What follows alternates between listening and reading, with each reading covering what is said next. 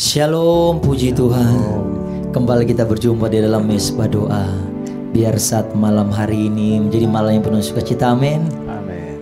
Saya merasakan sukacita ketika melihat saudara-saudara seiman bersama-sama berkumpul di dalam persekutuan yang indah malam ini. Kita persiapkan hati kita, saudaraku. Kita bawa korban kita malam hari ini karena kita percaya korban kita bawa menjadi korban sejati di hadapan Tuhan. Tuhan berkenan sehingga hadirat Tuhan memenuhi setiap kita. Anugerah yang besar Tuhan kami nikmati. Izinkan malam hari ini kami berkasih-kasihan lagi dengan Tuhan. Kami merasakan indahnya hadirat Tuhan memenuhi setiap kami, memenuhi isi keluarga kami. Bahkan kami merasakan ada kelegaan yang terjadi ketika Tuhan hadir di tengah-tengah kami. Oleh karena itu ya Bapa, datanglah kerajaan-Mu, jadilah kehendak-Mu. Biar di dalam doa kami saat malam hari ini, biar terjadi seperti dalam surga. Di dalam nama Yesus kami bersyukur, bersukacita, menyembah Raja di atas segala raja. Dalam nama Yesus semua yang percaya sama-sama katakan amin.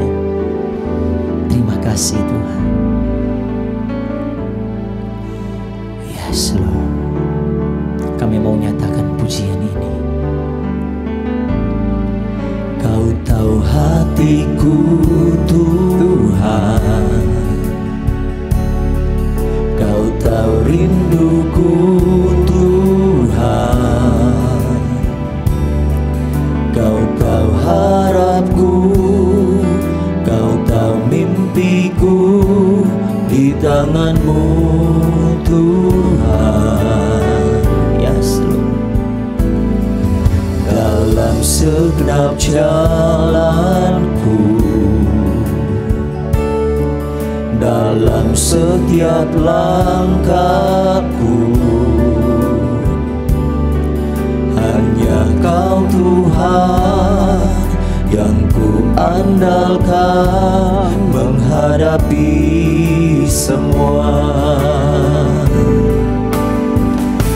Yesus, Kau anugerah terindah dalam hidupku. Kau sungguh berarti di setiap jalanku.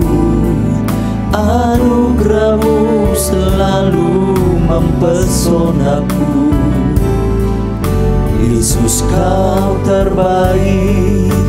Yesus, Kau termanis di dalam hidupku. Ini pernyataan syukur kami Tuhan. Kau tahu hatiku Tuhan, Kau tahu rinduku Tuhan,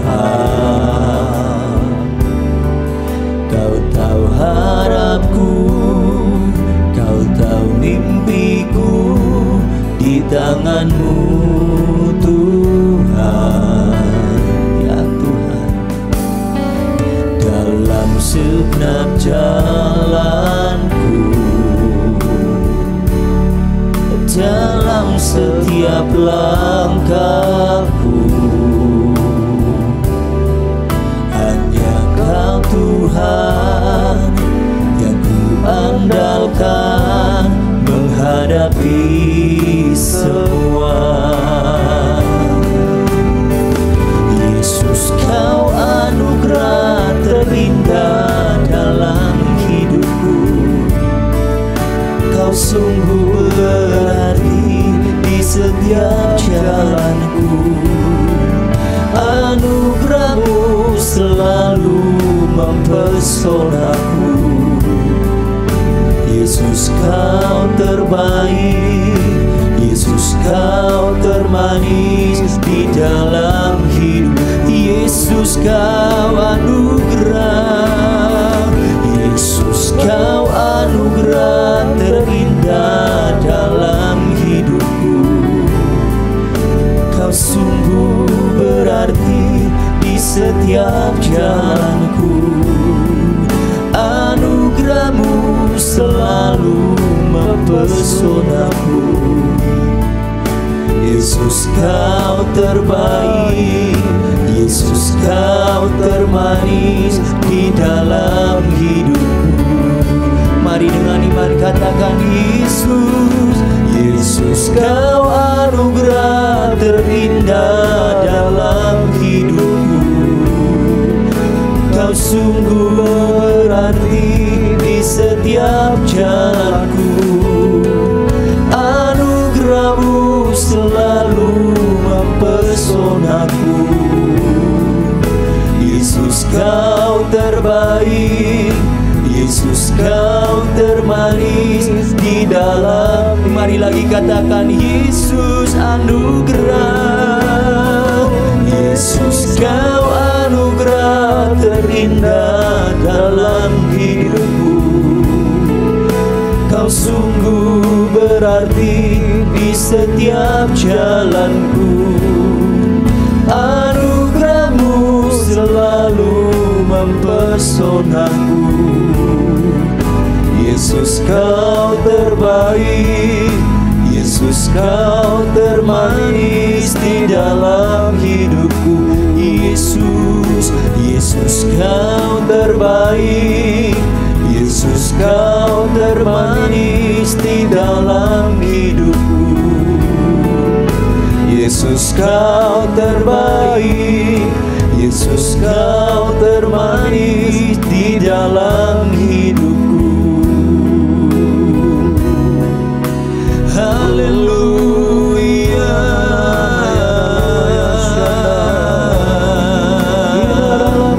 Mari datang, mari sembah Yesus. Kau terbaik. Haleluya.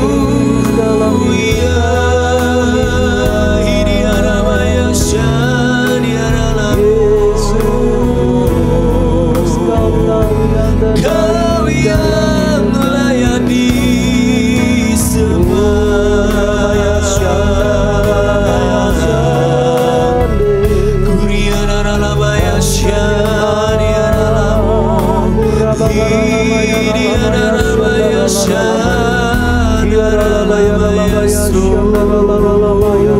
Kami datang mencari wajah-Mu Tuhan. Raya Shana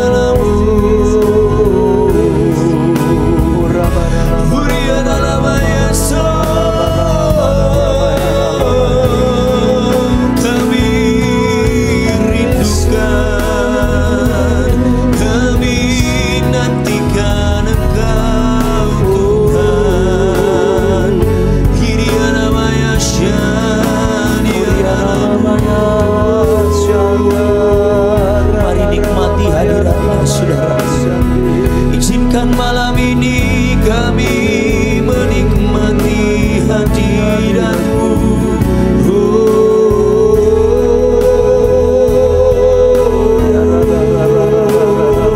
Lepaskan anugerah-Mu bagi kami malam ini Tuhan. Kami nantikan itu. Nyatakan darah-Mu ya saudara-Mu Yesus. Dan izinkanlah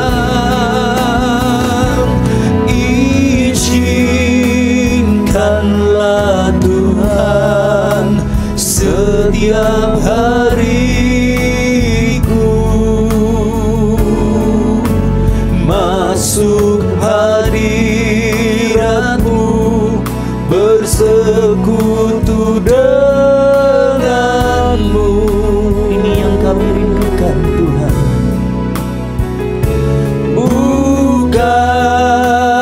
Bukakanlah Tuhan, nyatakan isi hati-Mu, biar ku melakukan kehendak-Mu Tuhan. Kerinduan kami sepanjang hari, setiap hari ku dibarui, ku datang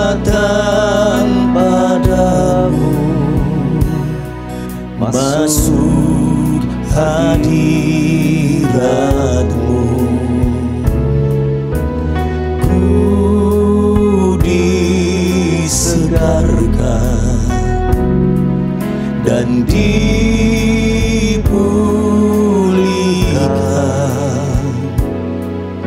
saat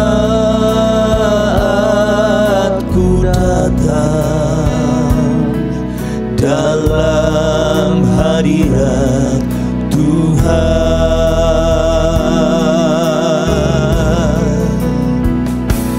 Izinkanlah Tuhan setiap hariku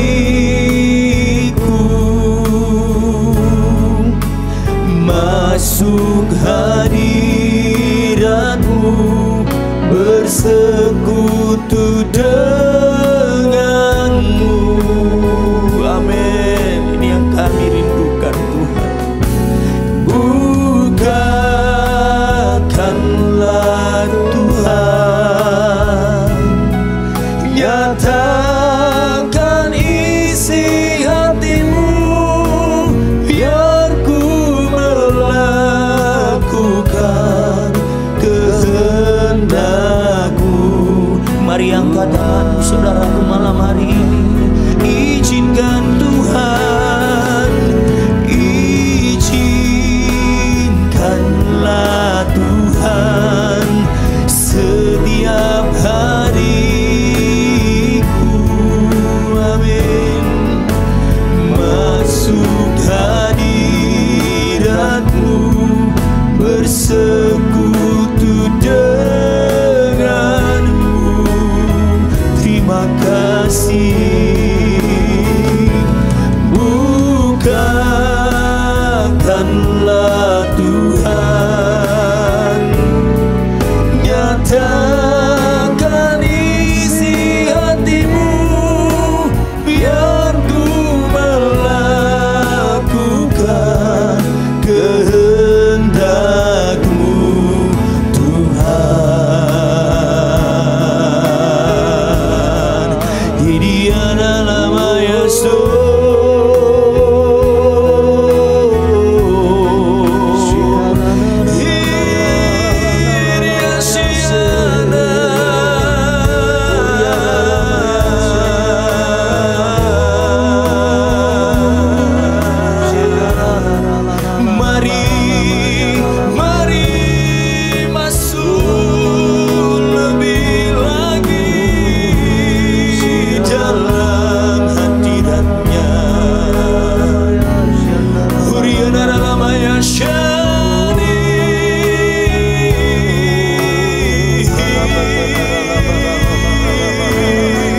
Mari saudara, mari angkat imanmu, bersekutu dengannya.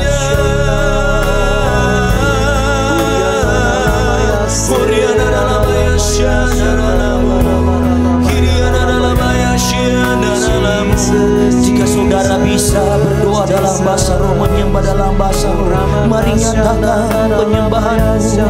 Hiriana maya syariana lamaya si hurina yashiana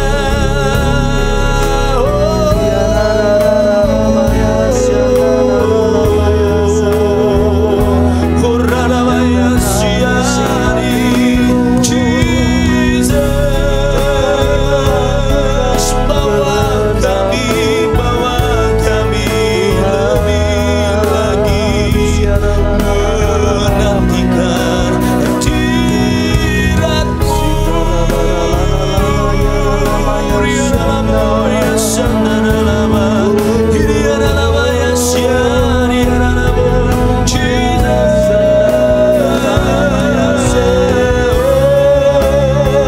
Mari izinkan anugerah Tuhan mengalir bagi hidup kami malam ini Tuhan.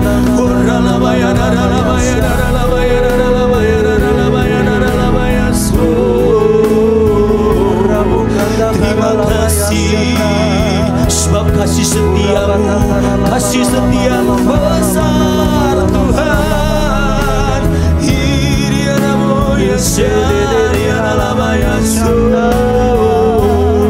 Telah Kau tunjukkan bagi kami kasih setiamu, itu setiap waktu.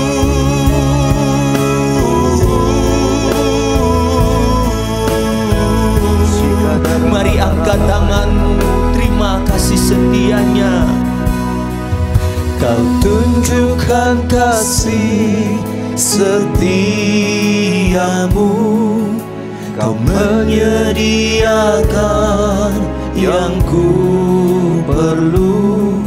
Kau setia, Kau mulia, dulu, sekarang, dan selamanya. Kau tunjukkan kasih setiamu, Kau menyediakan yang ku perlu. Kau setia, Kau mulia, Bapa, Kau setia. Kau tunjukkan kasih setiamu, Kau menyediakan yang ku perlu. Kau setia, Kau mulia, dulu, sekarang, dan selamanya. Kau tunjukkan kasih setiamu, Kau menyediakan yang ku perlu. Kau setia, Kau mulia, Bapa, Kau setia. Mari biar musik saja nyanyikan pujian ini. Mari tiap kita saudara malam hari ini, kita percaya biar lewat pujian, lewat penyembahan kita malam ini kepada-Nya, ada kasih setia Tuhan yang mengalir bagi saudara malam hari ini. Kami terlalu yakin Tuhan, saat kami datang membawa hati kami merasakan bahwa kasih itu mengalir bagi kami. Bahkan ada kekuatan yang baru Tuhan nyatakan, bahkan ada kelepasan. Malam hari ini kami mau deklarasikan bahwa kasih setia Tuhan lebih dari apapun kami telah terima itu Tuhan.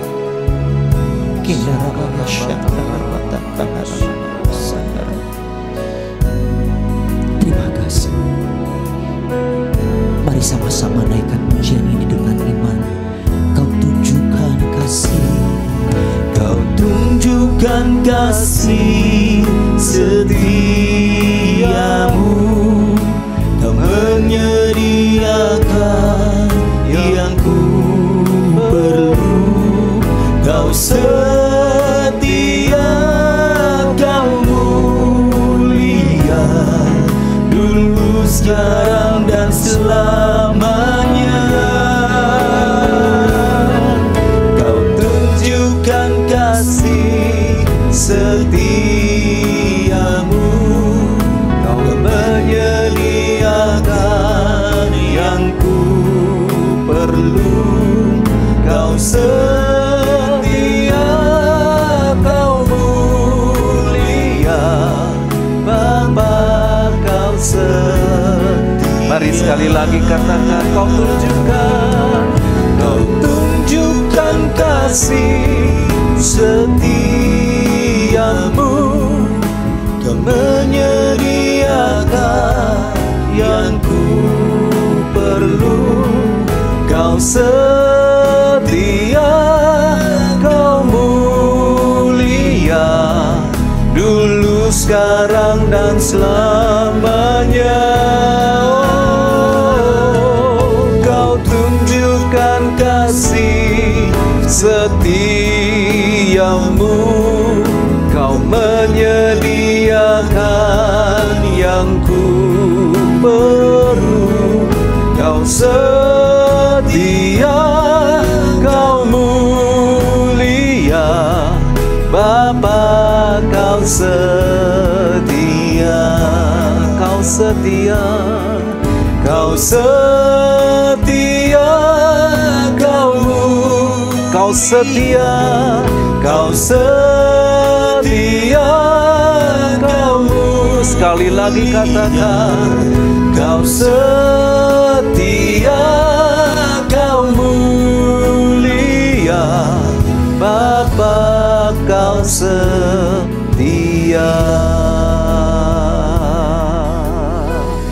Oh, terima kasih Tuhan, terima kasih Yesus.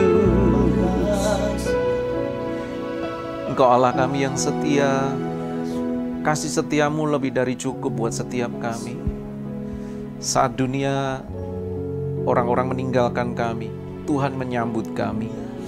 Engkau setia dalam kehidupan kami. Engkau memelihara kami.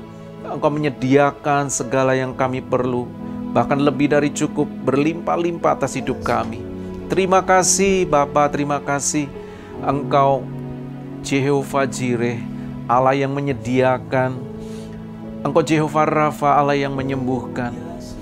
Engkau Bapa yang baik, Bapa yang kekal, yang ada buat setiap kami semuanya. Engkau selalu ada buat kami. Dan biarlah pada hari ini, malam ini, kami boleh merenungkan kasih setiamu, dan kami merenungkan firman-Mu. Kau berbicara kepada setiap kami. Kau berkata-kata kepada kami, kuatkan kami yang lemah. Tuntun kami ya Tuhan.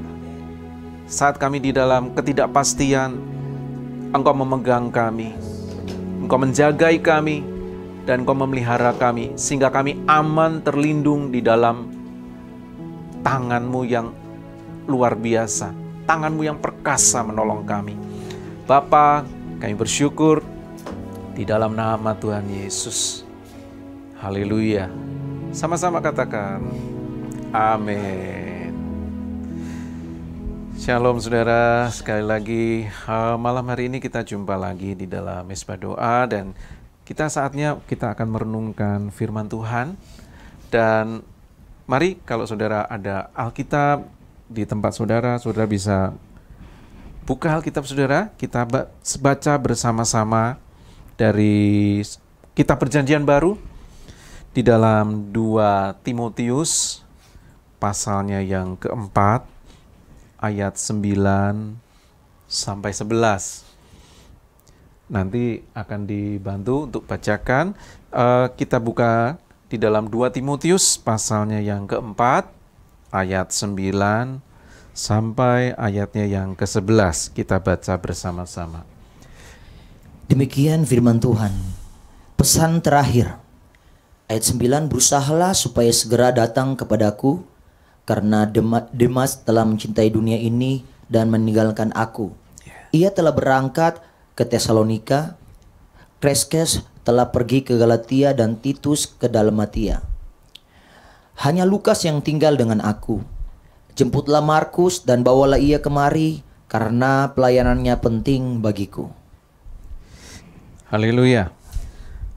Di sini di dalam ayat yang kita baca, Paulus menuliskan di dalam satu suratnya, pesan terakhir judulnya di dalam perikop ini.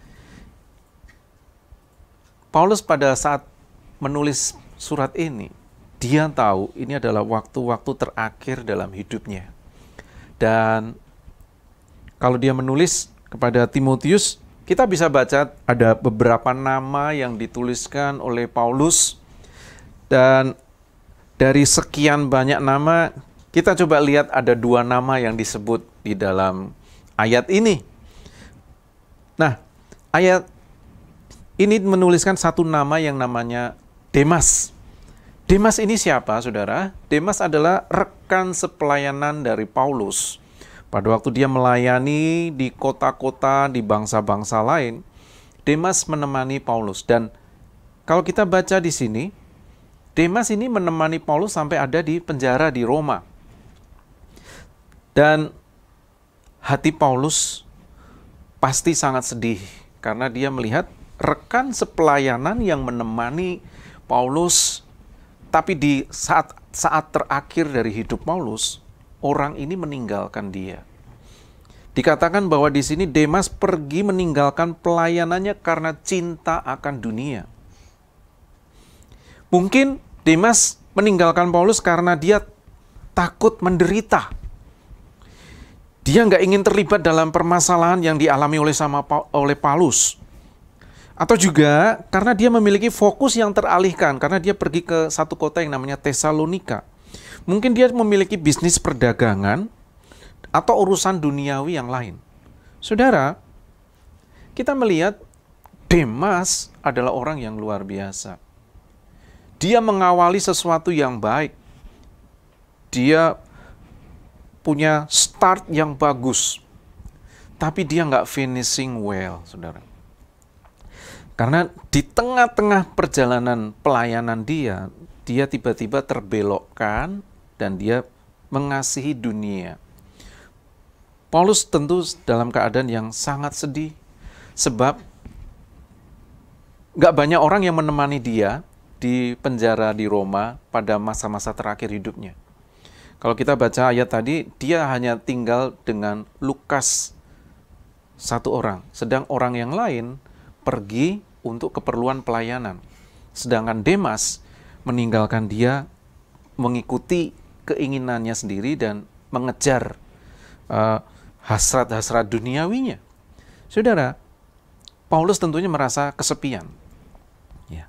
Tapi kita lihat nih, Demas. Demas ini adalah berbicara tentang orang yang hidupnya tidak berakar kuat di dalam Tuhan. Dia seperti tanah yang bersemak duri, ditaburi firman Tuhan.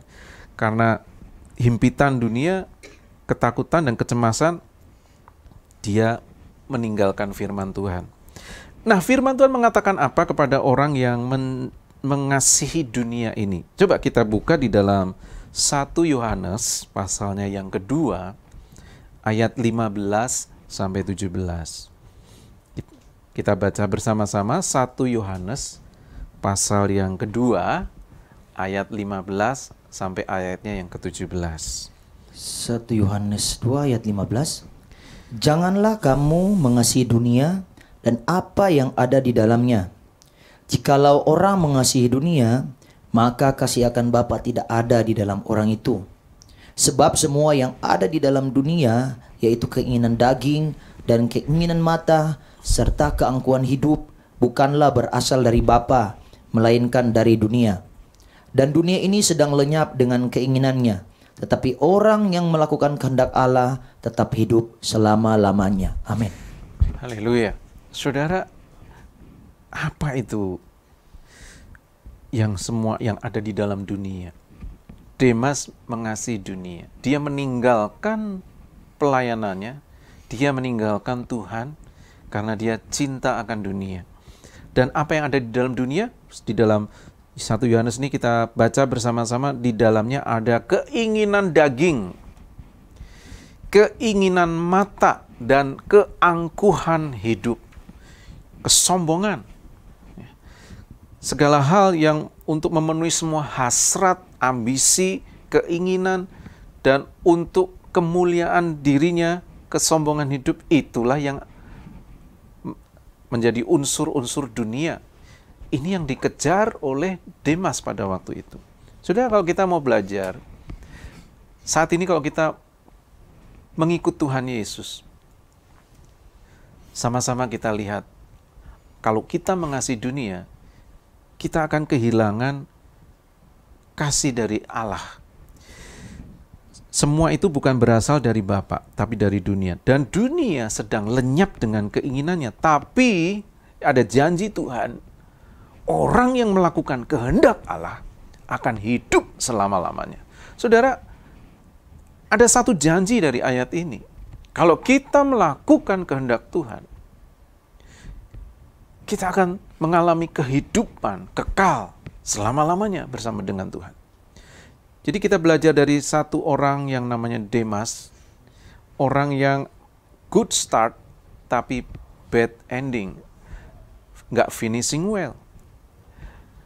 Nah, ada satu pribadi juga yang dituliskan di dalam ayat ini. Kita lihat sama-sama di sini ada satu nama yang disebut sama Paulus, yaitu Markus. Saudara, siapa Markus ini? Kenapa di masa-masa tua Paulus dia memerlukan seorang yang namanya Markus?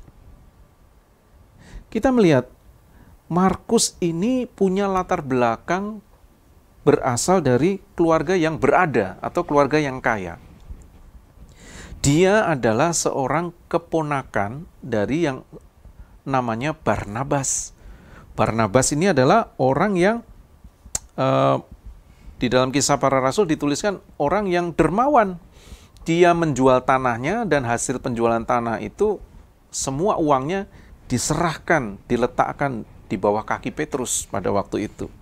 Dan Barnabas ini adalah orang yang menjadi rekan sepelayanan dari Paulus. Pada awal-awal Paulus melayani Tuhan, bertobat melayani di kota Antioquia. Di sana Barnabas adalah orang yang mensupport, mendukung rekan sekerja dari Paulus. Nah, kita lihat di dalam Kisah Para Rasul pasal 15 ayat 35 sampai 39. Di mana keterlibatan Markus di dalam pelayanan Paulus mula-mula? Yuk kita lihat di dalam Kisah Para Rasul pasal 15 ayat 35 sampai 39. Demikian firman Tuhan. Perselisihan antara Paulus dan Barnabas. Paulus dan Barnabas tinggal beberapa lama di Antioquia. Mereka bersama-sama dengan banyak orang lain mengajar dan memberitakan firman Tuhan. Tetapi beberapa waktu kemudian berkatalah Paulus kepada Barnabas, "Baiklah, kita kembali kepada saudara-saudara kita di setiap kota di mana kita telah memberitakan firman Tuhan untuk melihat bagaimana keadaan mereka." Barnabas ingin membawa juga Yohanes yang disebut Markus. Tetapi Paulus dengan tegas berkata bahwa tidak baik membawa serta orang yang telah meninggalkan mereka di Pamfilia dan tidak mau turut bekerja bersama-sama dengan mereka. Hal itu menimbulkan perselisihan yang tajam sehingga mereka berpisah dan Barnabas membawa Markus juga sertanya berlayar ke Siprus. Saudara, kita lihat ya, di sini ada keterlibatan seorang yang namanya Markus di dalam pelayanan Paulus pada waktu itu. Jadi Paulus melihat bahwa Markus meninggalkan mereka di tengah-tengah pelayanannya.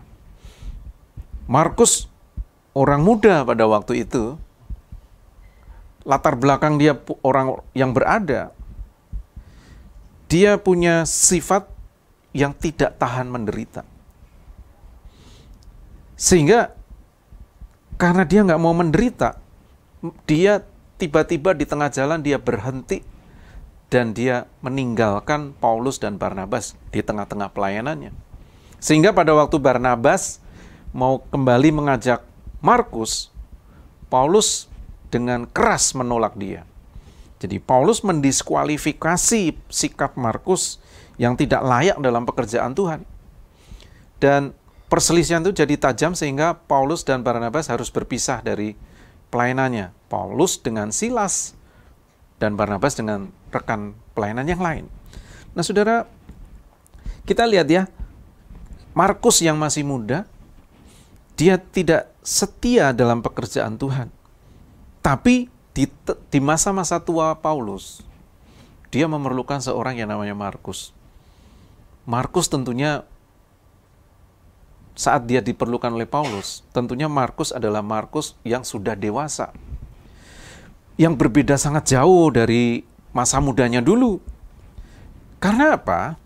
Karena Markus ini mengalami pembentukan lewat pemuritan dari seorang rasul Tuhan Yesus yang namanya Petrus. Saudara, Markus ini dimuridkan oleh Petrus. Dan Petrus membimbing dia untuk menulis kisah tentang Yesus. Dan kisah itu dituliskan oleh Markus menjadi Injil yang kita bisa baca bersama-sama sekarang, yaitu kitab Injil Markus. Saudara, perhatikan ya, Markus mengawali dirinya dalam pelayanan, dia meninggalkan pelayanannya.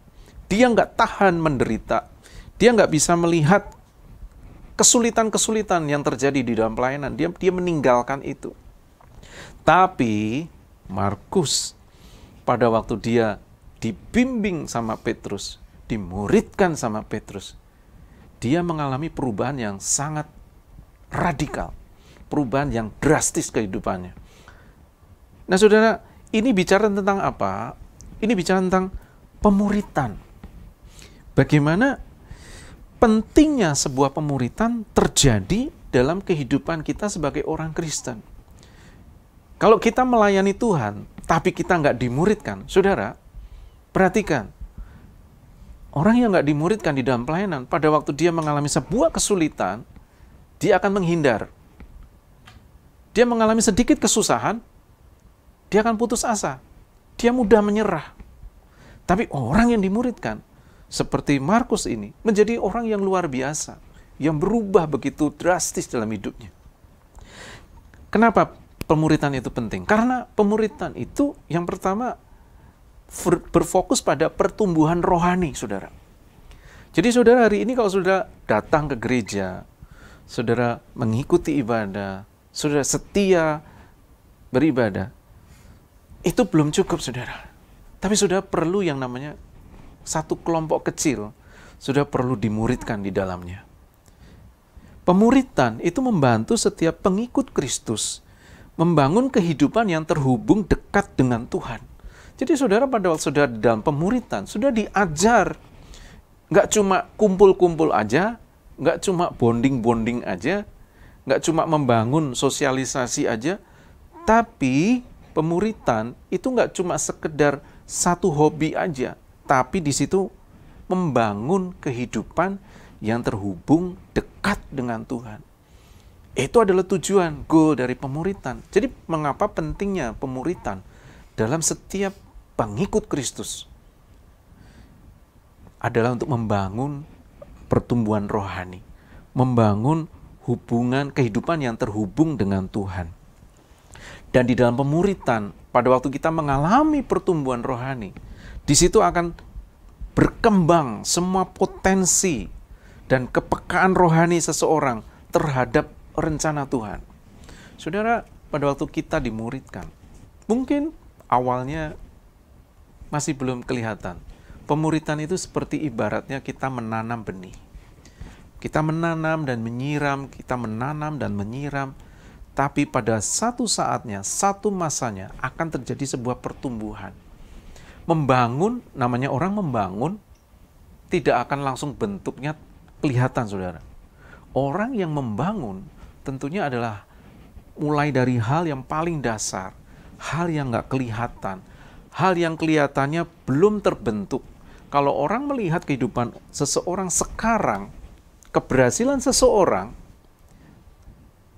dia hanya melihat saat ini, apa yang terjadi saat ini. Tapi pada waktu bagaimana orang itu membangun, bagaimana orang itu mengalami kesulitan, bagaimana dia berjuang, itu yang orang nggak lihat. Nah, di dalam pemuritan, ini kita ibaratnya membangun sesuatu yang mungkin belum terlihat hasilnya.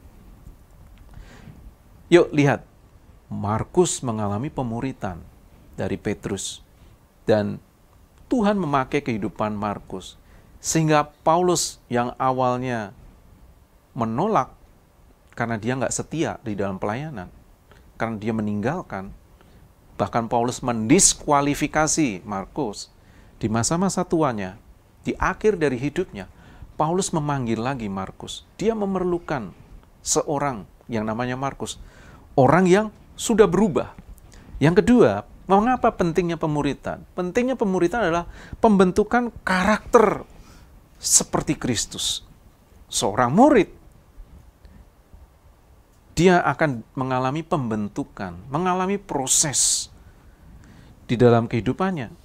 Markus sebagai anak muda yang gak tahan dengan penderitaan, pasti dibentuk sama Petrus. Pasti Petrus juga bercerita mengenai kegagalannya, bagaimana dia mengikut Tuhan. Dan dia banyak belajar dari kehidupan Petrus. Karakter seseorang diuji dan dibentuk di dalam pemuritan, sehingga karakternya menjadi serupa dengan Kristus, mencerminkan karakter gurunya, yaitu Tuhan Yesus. Murid akan belajar melakukan kebenaran firman Tuhan. Kalau tadi, yang pertama, pertumbuhan rohani. Dia belajar untuk membaca firman Tuhan, merenungkan firman Tuhan, belajar untuk berdoa. Di dalam pembentukan karakter, murid belajar untuk melakukan firman Tuhan, melakukan kebenaran firman Tuhan. Tentunya ada gesekan, ada friksi yang terjadi. Namun semuanya itu berguna untuk pembentukan dan proses pendewasaan dari karakter seseorang. Dan manusia menajamkan sesamanya. Ya, besi menajamkan besi, manusia menajamkan orang lain, manusia yang lain. Nah saudara, dari situ murid Kristus yang kuat menjadi terbentuk. Dia nggak mudah menyerah menghadapi tantangan, menghadapi kesulitan. Apalagi kalau saudara anak muda sudah dimuridkan, wah luar biasa saudara. Ya. Kalau anak muda dimuridkan, dia memiliki karakter Kristus. Dia nggak akan seperti anak muda yang lain. Kalau orang katakan generasi sekarang adalah generasi stroberi. Kelihatannya imut-imut, tapi menghadapi tekanan, langsung penyet, saudara. Hancur. Generasi yang lembek. Generasi yang menyek-menyek, manja. Orang sering katakan menstereotip generasi ini. Tapi kalau saudara anak muda, sudah dimuridkan. Kalau anak saudara sebagai orang muda, dimuridkan. Gereja kita memuridkan next gen. Saudara, kalau next gen ini dimuridkan, saya percaya generasi ini nggak akan menjadi generasi yang menyek-menyek, nggak ada generasi yang manja, generasi yang nggak tahan penderitaan, tapi menjadi generasi yang kuat, generasi yang radikal, generasi yang sungguh mengasihi Tuhan dengan mati-matian. Ya, saudara, dan orang yang dimuridkan, dia nggak akan mudah merendahkan orang lain, sekalipun dia sudah bertumbuh melebihi orang lain. Dia nggak akan merasa dirinya lebih baik dari orang lain. Saya sering melihat banyak anak muda yang mengalami pertumbuhan rohani luar biasa, tapi begitu melihat orang yang lebih dewasa dari dia, nggak bisa menjadi contoh buat dia. Langsung meremehkan, merendahkan, dan bahkan menghina orang yang lebih tua dari dia. Saudara, itu tentunya bukan karakter murid. Murid Kristus, dia nggak akan mudah meremehkan orang lain saat orang lain belum bisa menjadi teladan buat dia. Tapi dia bisa melihat dan memahami kesulitan yang dialami oleh orang lain. Yang ketiga, kenapa pentingnya pemuridan? Pemuridan adalah untuk pengembangan pelayanan, saudara. Paulus tentunya memuridkan Timotius tidak ada tujuan yang lain. Dia ingin mewariskan apa yang dia sudah kerjakan, apa yang dia sudah terima dari Tuhan. Dia ingin impartasikan kepada murid-muridnya, salah satunya Timotius. Jadi tujuan pemuridan atau pentingnya pemuridan adalah untuk pengembangan pelayanan. Banyak orang membangun pelayanan, dia menjadikan ingin membangun pelayanan yang kuat, menjadi kuat dengan banyaknya orang yang terlibat. Tapi sudah perhatikan, sebuah pelayanan yang kuat, sebuah pelayanan menjadi kuat bukan karena banyaknya orang yang terlibat, tetapi dari seberapa banyak pemimpin yang dihasilkan, pemimpin yang dilahirkan dan dibangkitkan untuk melanjutkan pelayanan itu. Sudah banyak sekali para pemimpin sudah merasa nyaman dan merasa berpengalaman, merasa skillful. Dia lupa bahwa dia perlu mengembangkan orang lain untuk melanjutkan pelayanan itu. Pelayanan yang kuat bukan berasal dari rekrutmen, tapi dari pengembangan sumber daya manusia yang ada di dalam pelayanan itu. Saudara, sebuah pelayanan yang kuat itu karena mendevelop orang-orang yang terlibat di dalam pelayanan itu. Jadi saudara, orang-orang bukan digunakan untuk membangun pelayanan, tapi pelayanan itu harus membangun orang-orang yang ada di dalamnya. Kalau gereja mau kuat, jangan pakai orang untuk membangun gereja, tapi gereja harus membangun orang-orang yang ada di dalamnya. Saudara, pentingnya pemuritan untuk kita mengembangkan pelayanan, sehingga kita bisa melihat sebuah pelayanan itu sustain, bertahan, bahkan berkembang dengan lebih baik dari yang sudah dikerjakan generasi sebelumnya. Banyak pelayanan mandek, banyak pelayanan berhenti, banyak pelayanan bubar, banyak pelayanan pecah, karena dia tidak berfokus untuk mengembangkan pelayanan itu, mengembangkan orang-orang yang ada di dalamnya. Dan visinya menjadi berubah. Perhatikan saudara, rekrutmen tidak menghasilkan pelayanan yang kuat. Tapi bagaimana pengembangan sumber daya di dalamnya itu yang akan menjadikan pelayanan itu semakin kuat. Nah, yang ketiga sekarang, satu pribadi lagi. Tentunya kita lihat tokoh sentralnya di sini, yang namanya Paulus. Paulus pada waktu di penjara, di masa-masa tuanya, dia tentunya merasa kesepian. Pada awal dia ada di Roma, mungkin banyak orang yang mengunjungi. Tapi di berlalunya waktu, bertahun-tahun sebelum masa akhir hidupnya, dia mengalami kesepian. Dia ditinggalkan oleh orang yang namanya Demas. Tapi kita perhatikan di sini, Paulus tidak berlarut-larut dalam kesedihan. Dia menyadari waktunya sudah tidak lama lagi. Coba perhatikan di sini, Paulus nggak berlarut-larut, nggak mau berlama-lama di dalam kesedihan dan kesepiannya.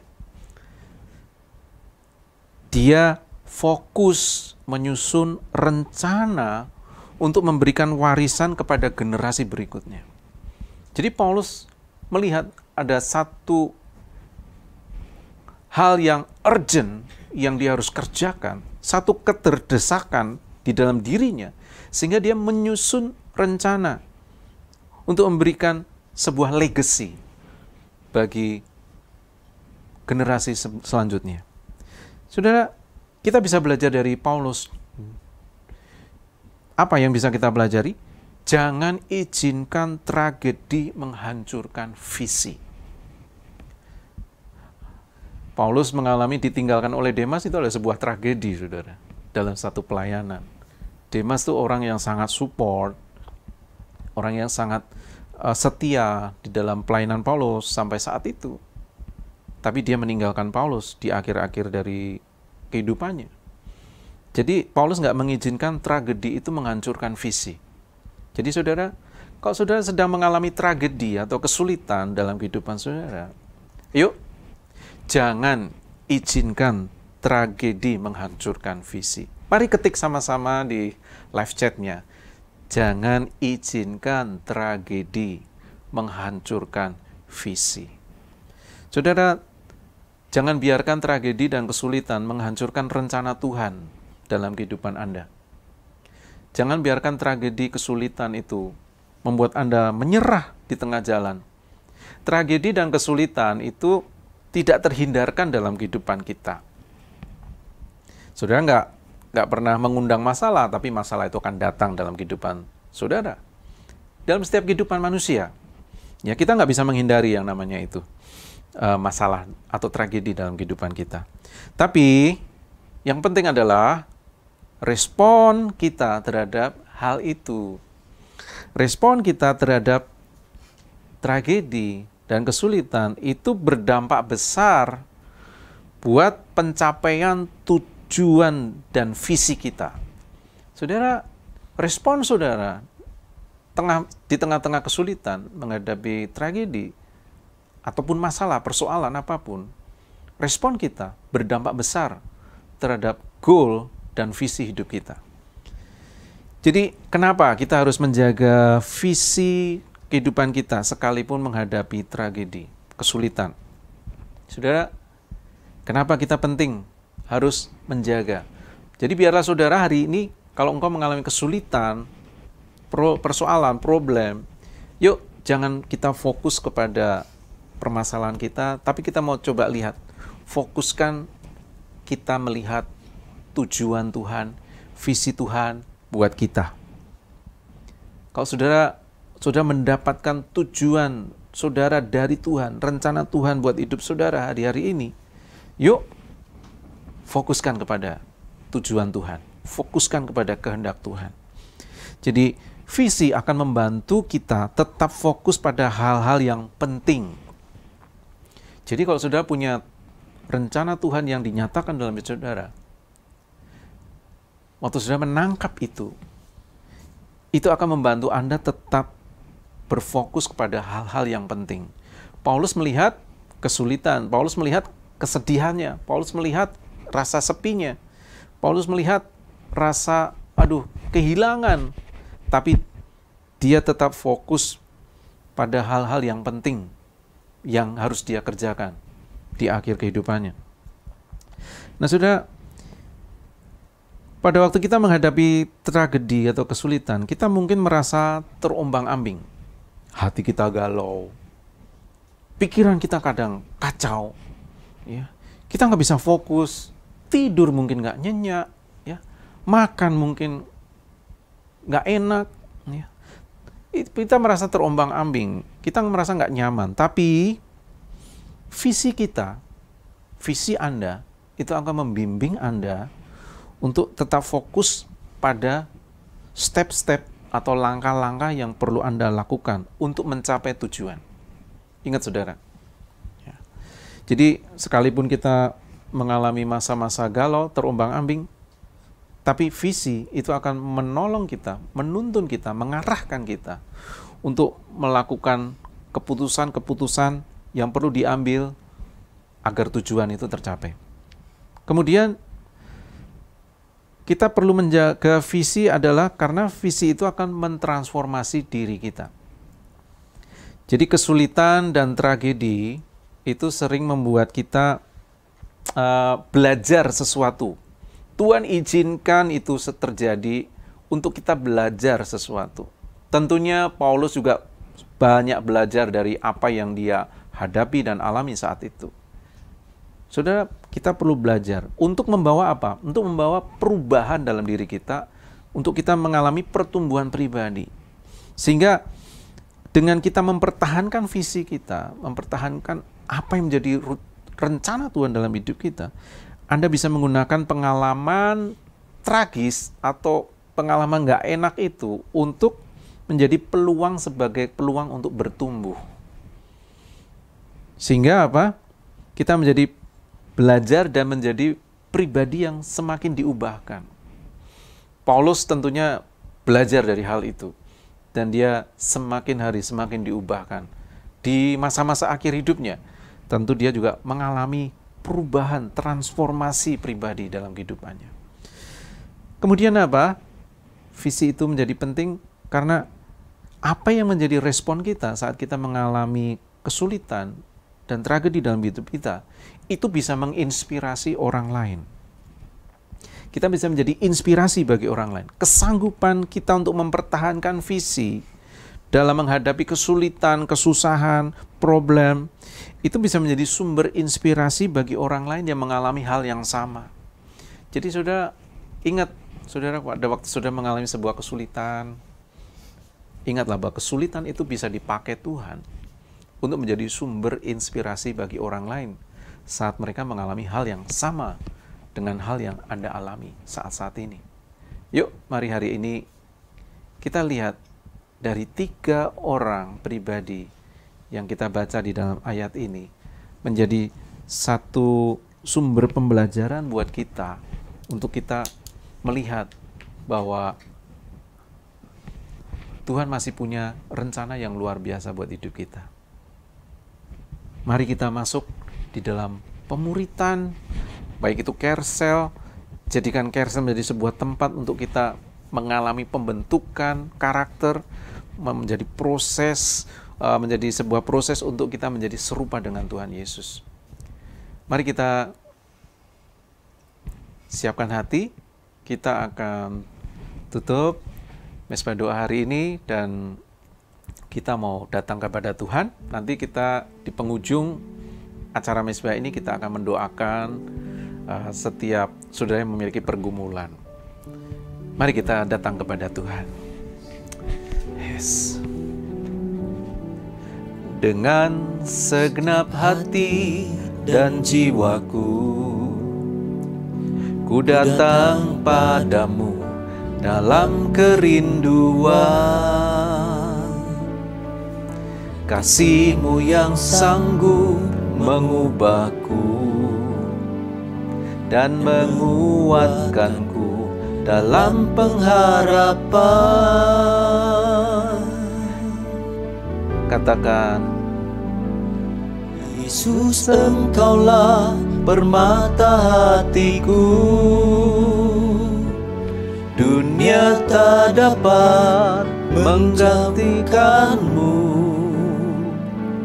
Kemuliaan-Mu tercurah bagiku, menjadikanku indah dan semakin indah bagi-Mu. Sama-sama kita datang kepada Tuhan. Katakan dengan segenap hati, dengan segenap hati dan jiwaku, kami datang, ku datang padamu dalam kerinduan.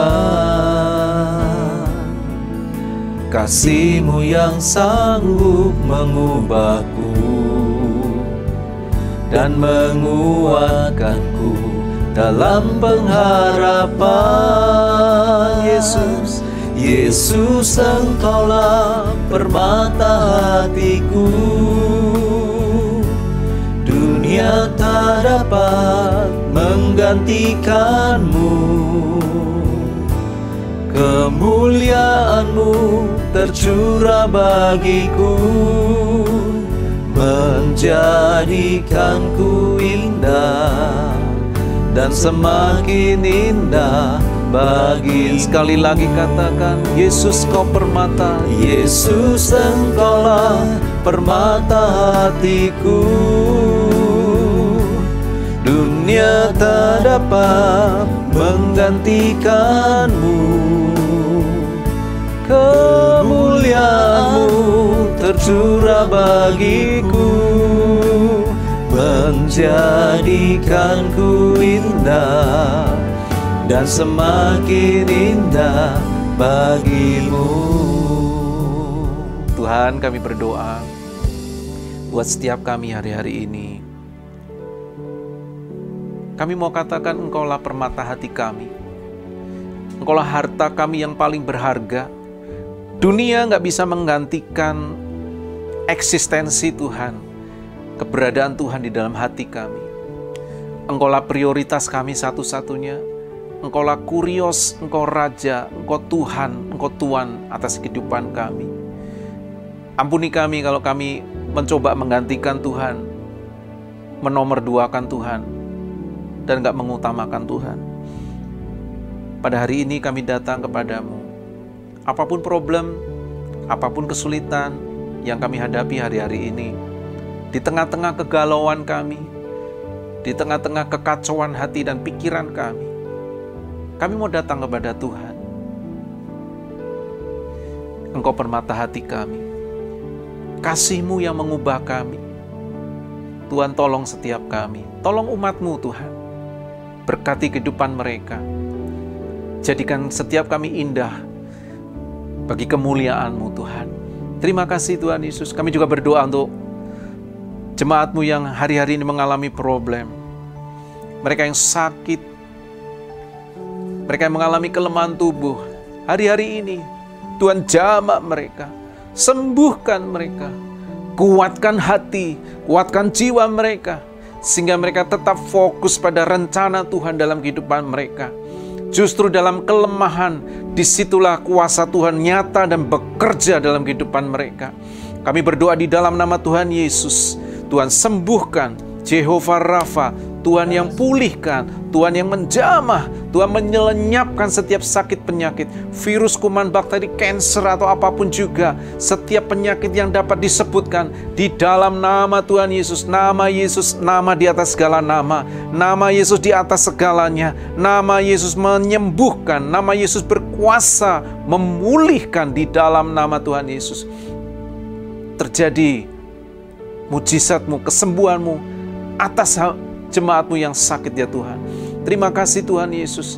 Kalau ada mereka yang mengalami sedang ada problem di dalam pekerjaan, situasi apapun dalam keluarga, kami berdoa Tuhan, Engkau menjamah, Engkau memulihkan setiap hubungan-hubungan yang retak, hubungan yang tidak baik.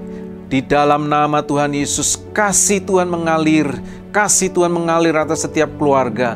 Tuhan memulihkan kembali, Tuhan menyembuhkan setiap hubungan yang sakit di dalam nama Tuhan Yesus. Setiap bisnis yang sakit, setiap bisnis yang mengalami kebuntuan, Tuhan berikan jalan keluar, Tuhan berikan solusi, Tuhan beri hikmat untuk setiap umat-Mu menerima arahan dari Tuhan di dalam nama Tuhan Yesus. Setiap transaksi Tuhan jauhkan dari segala penipuan, jauhkan dari setiap kerugian. Tuhan bimbing, Tuhan tolong, Tuhan pimpin.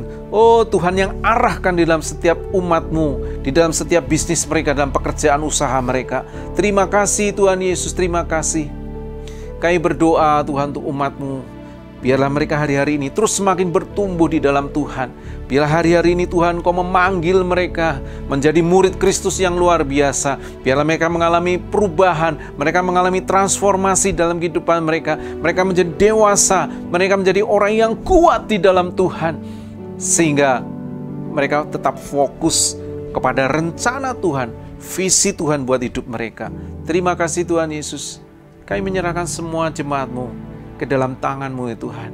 Berkati keluarga demi keluarga, berkati suami, istri, anak-anak, seluruh isi rumah tangganya. Berkati setiap usaha, pekerjaan, kuliah, sekolah, setiap anak-anak mereka semuanya di dalam nama Tuhan Yesus. Tuhan buat berhasil dan mempermuliakan nama Tuhan.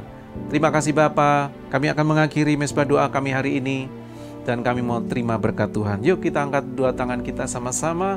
Biarlah berkat yang berlimpah-limpah dari Allah Bapa kita di surga, cinta kasih yang sempurna dari Tuhan Yesus, dan persekutuan yang manis dengan Roh Kudus menyertai setiap kita semua mulai hari ini dan bahkan sampai selama-lamanya. Kita yang percaya dan berkati Tuhan sama-sama katakan amin. Sampai jumpa di mesbah doa berikutnya. Tuhan berkati.